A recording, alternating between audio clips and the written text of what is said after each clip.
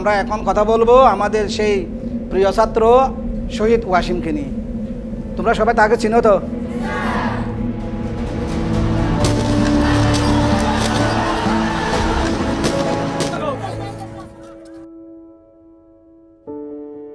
আমি হলো ভালো একটা শিক্ষক হব।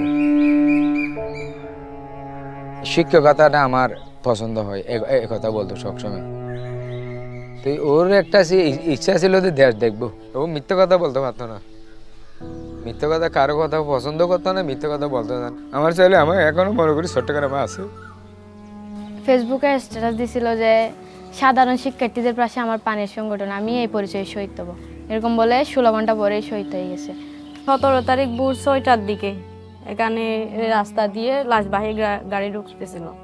ভাইয়া যে শেষবারের মতো লাশবাহী গাড়িতে করে ভাইয়ার নিরন্তর দেহটা যে আসতেছে, এটা বাবাকে দেখাচ্ছিলাম তখন। তো বাবা কিছুক্ষণ পরে অজ্ঞান হয়ে গেছে ওখানে।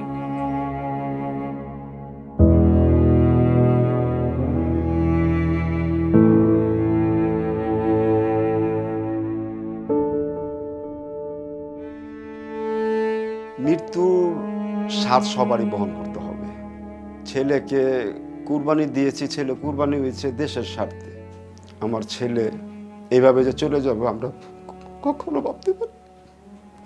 মিরাজ তো আমার ছেলে না, আমার বন্ধু ছিল। ও বুঝতো যে এখন বাবার পকেটে পয়সা নাই, ও বুঝতে পারতো একটি বাবার কাঁধে ছেলের লাশ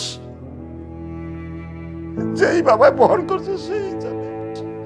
আমার দেখতে দেখতে বৈশা রয়েছি তাজা, কিন্তু আমার ভিতরটা ঘুম যেরকম একটা কাঠের নষ্ট করে প্রতিটা মুহূর্তে আমার ভিতরটা এইভাবে টুকরা টুকরা।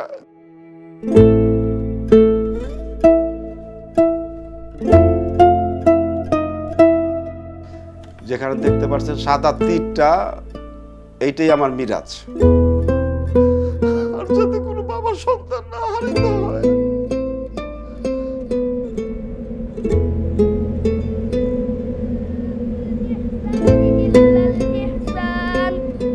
فبأي آلاء ربكما تكذبان 18 পারা পর্যন্ত পড়ছে, মানে আর 3 মাস বাকি আছে। 3 মাস পরে মানে হাফেজা লাইনে চলে যাবে আর কি। এমনকি যেদিন গুলি লাগে সেদিনকা মহররমে রোজা ছিল, তো মূলত রোজা অবস্থায় আর কি গুলিটা লাগে ওর পেটে। ও একটা বাসায় থাকতো, যেই কয় টাকা পাইতো এটা দিয়ে মানে আমার আব্বা আমার ওষুধ ভরি চলাইতো, আর আমরা যেটা ইনকাম করতাম এটা দিয়ে সংসার চালাইতাম। খুব ইচ্ছে ছিল মানে বাবা মারে নিয়ে হজ করতে যাইবে, এটা খুব ইচ্ছে ছিল। কতটা তুমি হারালে বন্ধু, কেঁদেছে অন্তর। জানো না তুমি হারাবার ব্যথা, জানে পলাশির প্রান্ত। হারিয়ে গেছে যেখানে মায়ের সোনার নলুকখানি, গোলা ভরা ক্ষেতের ফসল সাজানো ফুলদানি।